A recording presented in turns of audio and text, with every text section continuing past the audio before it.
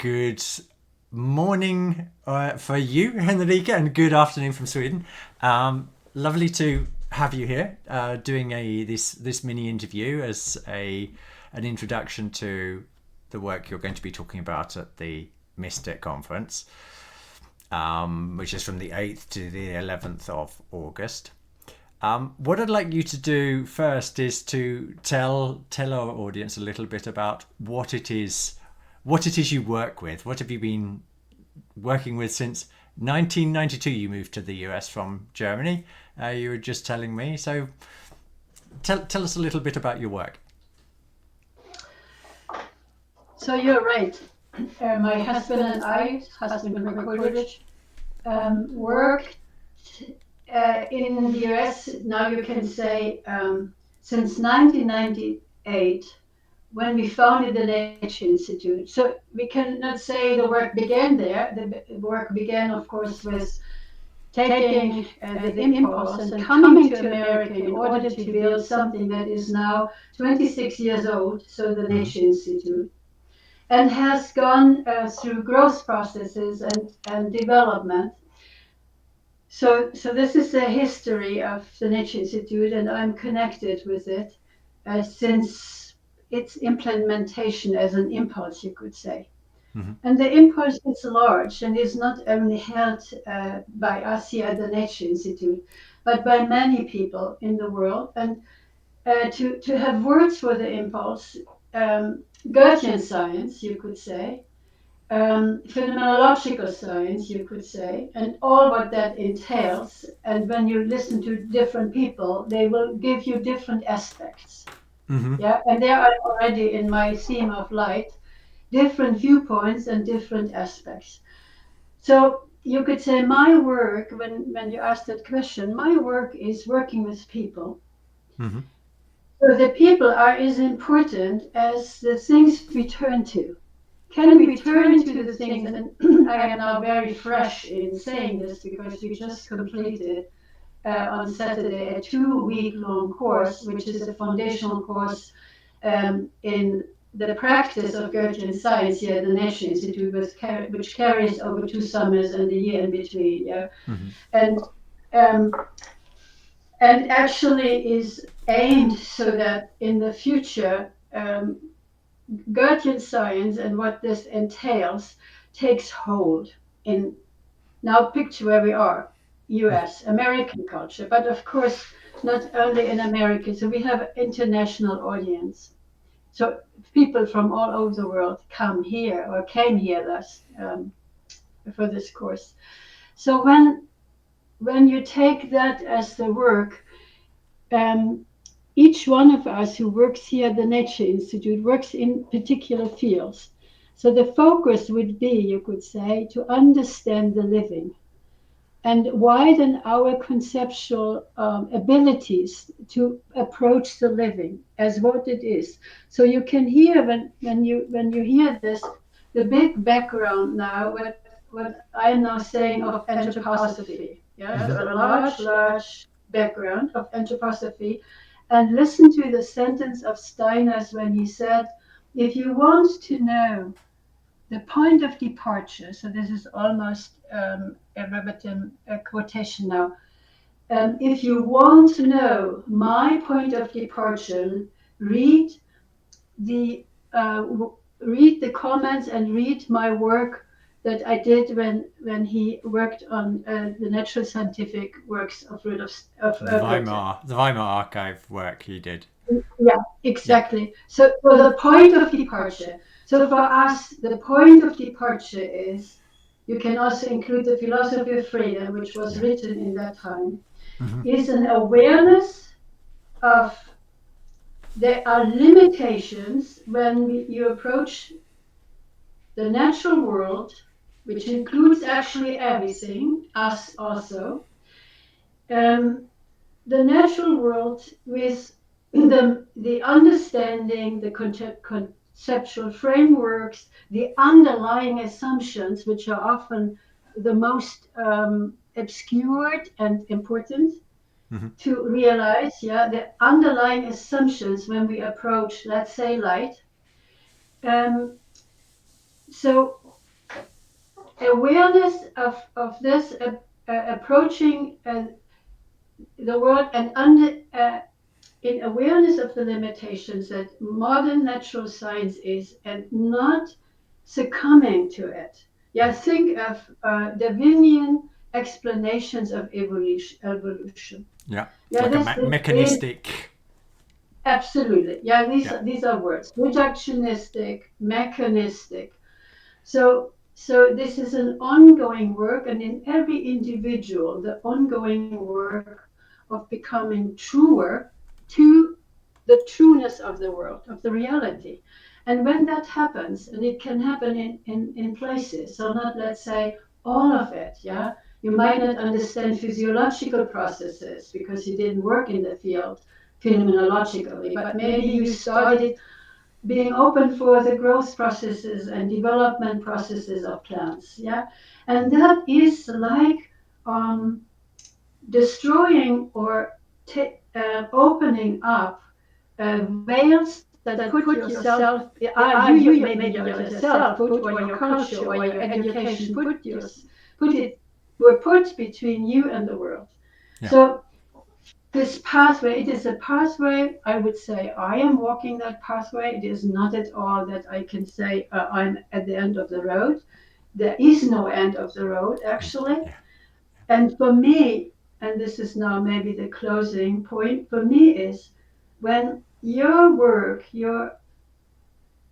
let's say we don't have to call it research, but if you're careful, opening, understanding, work, collecting, ordering, all that what Goethe put out as steps of research.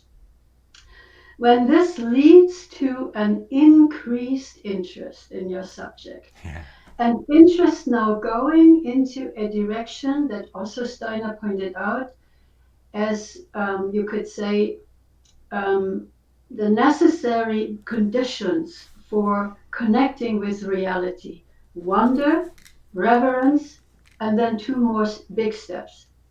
So when my research leads, and then let's say working in experiential setups with people, if our work leads to more wonder, then we are on the right path.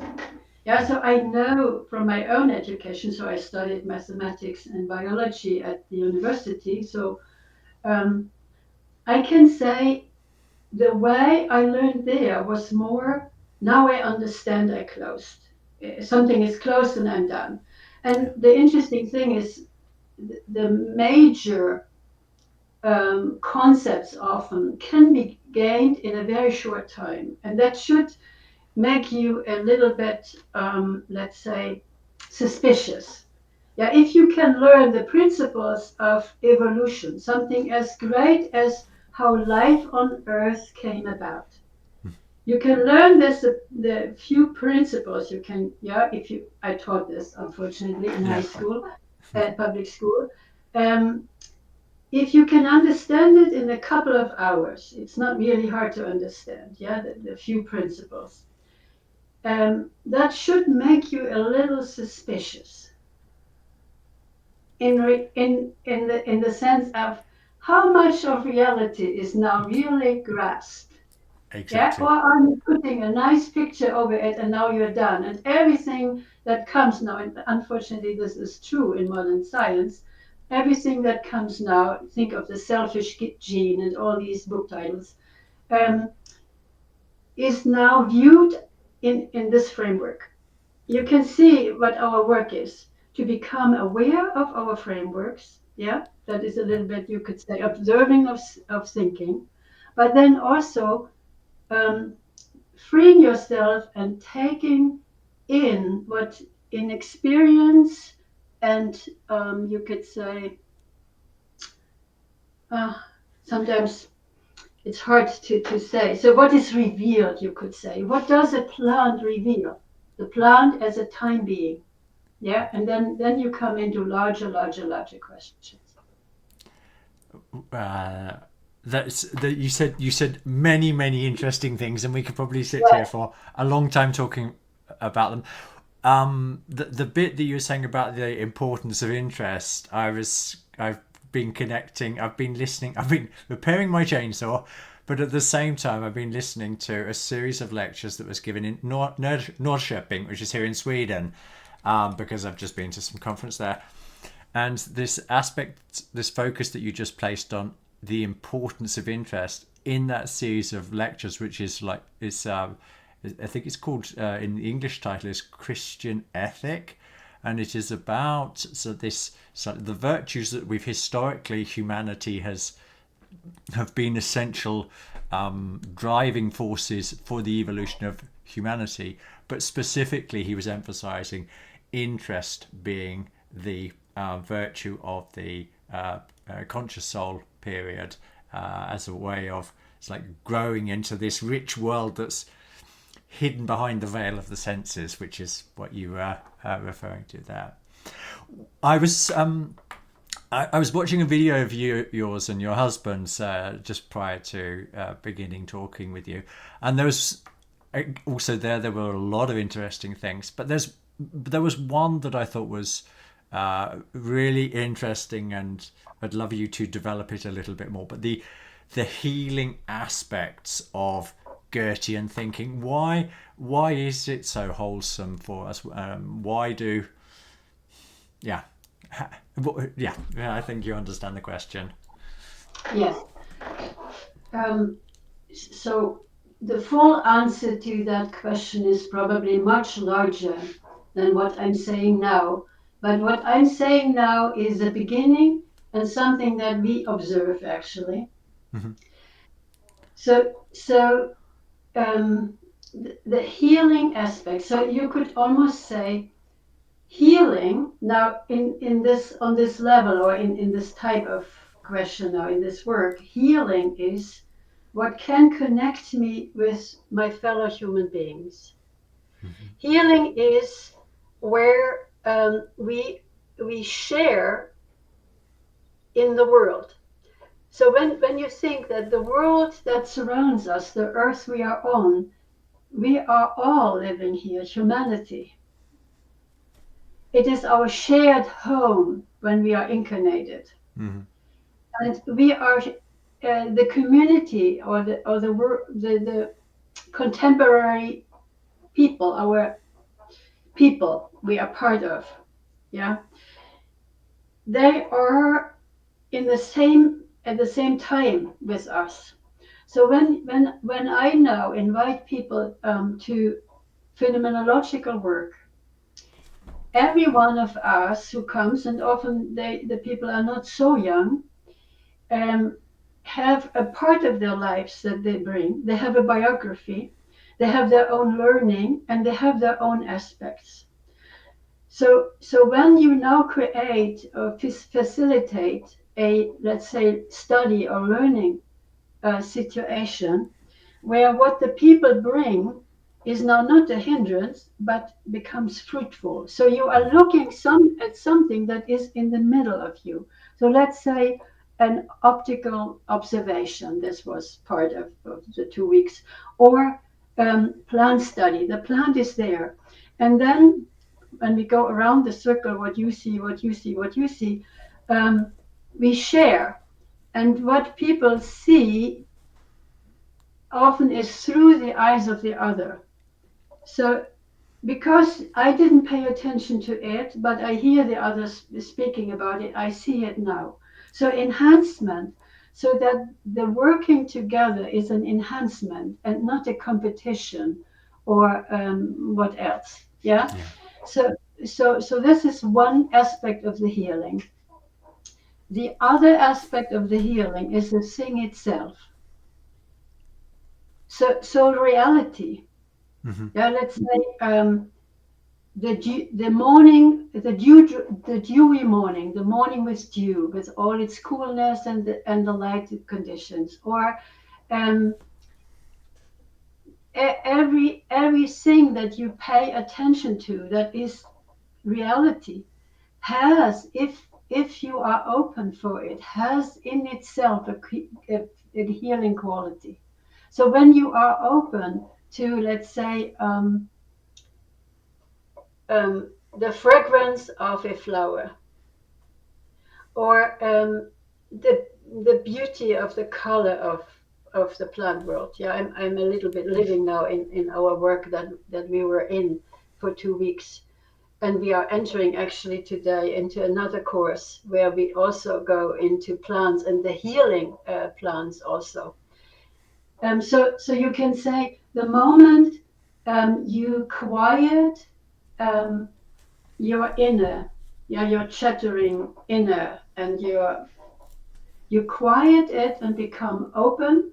Often the word mindfulness, but we don't have to enter into these concepts. The moment you quiet and you are present to what is present in your presence, this already has a healing quality. Yeah. If you can take a tree, now the real tree, I'm not thinking of the thought tree, but the real tree, you are with all your preparation and all your understanding what wood formation maybe is, yeah, all that enhances, you could say, your estimation, your wonder. Yeah, so take all this learning that I do not want to put aside, but take it as what you are now in the presence of is actually so big. Yeah, do you get it a little bit? Yeah. Absolutely. I think just with the example of the tree that you're presenting there, we could have reduced it down to a few so like simple like mechanistic concepts and so like be left with this abstract dry picture instead of the rich experience that you get when you're together with a tree. Just the size of it is often something that you're in awe of, but then you enter into like the shapes of the leaves and what is the intelligence or like it's like forming that particular shape. How does it draw its nutrition? Again, not the mechanisms, but what is the intelligence living in it that allows it to develop first of all the root system, and then this whole process that repeats itself time and time again, and it becomes an emotional experience as well as a as an observation experience. So Yeah. yes, And I think that came across very clearly what you were saying. yeah. When you say emotional experience, you can also say, um, like when you do art, yeah, you participate in the forms. Yeah, you enter into the forms and also the building of the forms. Yeah, you enter into this with your, we often say, with your imagination. Mm-hmm. But these, all this, when we use these words, what this really is and what experience really is, begin to maybe treat it as there is more to it than Exactly. what we convey when we so quickly speak about experience, right? Or Yeah. feeling life, yeah, feeling life and reeling life. Yeah, you meet something in the Yeah, world that exactly. is unreal. Something Yeah. wants to come into being. It's already in being, but it wants to actually manifest. Yeah. Yes. Yeah. And that we learn as modern human beings not to think these thoughts and then think these thoughts in their reality in our Yeah. daily environments yeah. So then you can see we step a level up. Yeah. Things are not mundane, they are not ordinary, yeah, they are special. Yeah, we can use many words, but the big words sometimes can also obscure something. So go slow and step and value what you find on your pathway. It's a Yeah. pathway. Yeah. Goethean science is a pathway. So you're going to be presenting at the Mystech conference. Tell us, Right. tell us a little bit about, not too much, but to like give us a taster of what it is that you're going to be talking to the audience about. Yeah. So um, a taste, not too much. So one realization that's obvious is that in language we often have a word that has a double meaning, Mm-hmm. and this shows something. So I give a few words. When you think of vision, overview, focus, a clear thought, transparent, or you obscured something. Mm-hmm. So obscure, clear, transparent are optical descriptions of properties of things in relation to light. Yeah? Yep. Transparent. When I now say this is a very transparent thought, or it's obscure. So you see in many ways what I encounter and study in the outer, um, you can say, light world finds, a, and now not only in the sense of a metaphor or so, finds a almost correct correlate Mm-hmm. in the thinking realm. And then when I realize this, I say, oh, you light world, you teach me about myself as a thinking human being. And then it becomes interesting. And I will just choose, because there is so much, I will choose a few of those, you can say, light phenomena that also pertain to this thinking realm. Yeah, and one of the beautiful relationships, for instance, is illumination. Something is illumined, and colored illumination. When you use colored light, the world around you becomes visible, Mm-hmm. but only certain things that are colored in a certain way become visible. Yeah, so let's say I use red light, um, and I show this in my courses. It's very simple.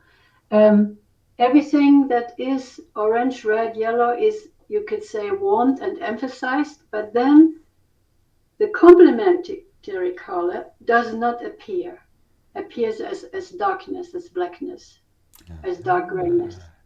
So there is something when I have certain, let's say, points of view, or let's say a conceptual framework, that some part of the world is hiding, is not illumined by my illumination. Yeah. And then comes, and this is in relationship to this, when you have colored light, and think of the colored shadows or the simultaneous contrast, that you have a particular light shining into the world in those places that are not illumined by that light, show you the complementary. So as if there is always a wanting to be wholeness. Yes. So in the color world. So this is maybe a little fast, but I'm I'm interested in, so also viewpoint. Yeah, you have a viewpoint, a standpoint. I look from here, turning around. I'm thinking of now an exercise we did. So we were standing on a meadow in the morning, so the sun was low, looking towards all the grasses and seeing them in their on the illumined side. Yeah, Mm-hmm. the sun shines, and turning around and seeing them in the shadowed side. The world is very different. The meadow looks very different. So Same world, becoming, very differently perceived. yeah, Yeah. yeah. So you could almost say, in a gentle way, in a careful way, what does it tell you? Or also illumination, yeah. So what we studied quite a bit was, and there's a starting point also in my encounter with Goethean science, when way back when I transitioned from being a public school teacher to becoming a Waldorf teacher. I had a one session seminar with Georg Meyer. And so illumination, looking at places and seeing what is there, illumining surroundings.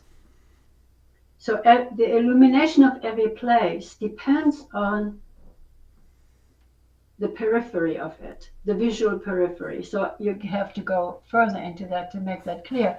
But when you think of this, everything is illumined by everything else. And I obtain now consciously from all explanations that work with images, mental images of rays or so. So I obtain and stay in the realm of the apparent visual world. That And now I become inwardly aware because I'm trained in thinking like we are used to think about a world. So I obtain from using particular explanatory concepts. mm-hmm. I obtain and I observe if I did that, certain phenomena would not be wonderful. I could not wonder because I explained it.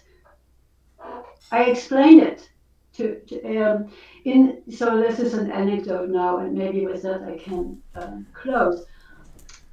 This is now a true story. So in Waldorf school, often optics is taught in the 12th grade.